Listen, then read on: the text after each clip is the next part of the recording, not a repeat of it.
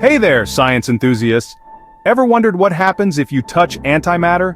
Let's dive into the fascinating world of antimatter and find out. Antimatter is like the evil twin of the particles that make up everything around us. It has the same mass as ordinary matter but opposite charges. For instance, the antimatter counterpart of an electron is a positron, which has a positive charge. Antimatter was first theorized by Paul Dirac in 1928, and the positron was discovered by Carl Anderson in 1932. Since then, antimatter has intrigued scientists and sci-fi fans alike. But where is all this antimatter? It's not something you can just find lying around.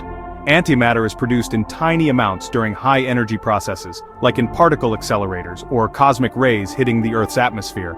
One of the key places we study antimatter is CERN, the European Organization for Nuclear Research. Speaking of CERN, they've been conducting some mind-blowing experiments with antimatter. One of the most groundbreaking is the antimatter gravity experiment called AEGIS. Scientists are curious to know if antimatter falls to the ground just like ordinary matter.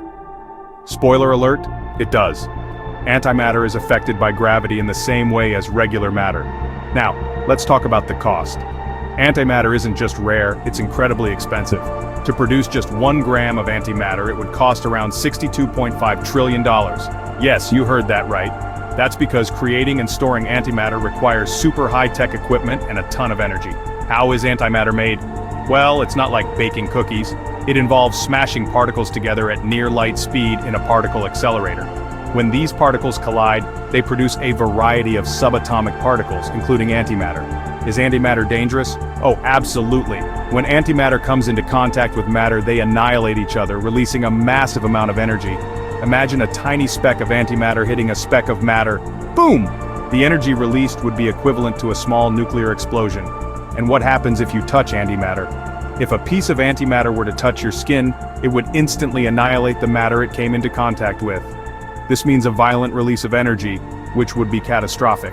Thankfully, we don't have any naturally occurring antimatter just floating around, so the chances of that happening are virtually zero.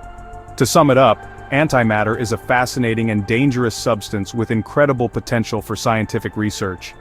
Whether it's understanding the origins of the universe or experimenting with gravity, antimatter holds many secrets yet to be unlocked. Thanks for tuning in. If you enjoyed this dive into the world of antimatter, don't forget to hit that like button and subscribe for more science content. See you next time.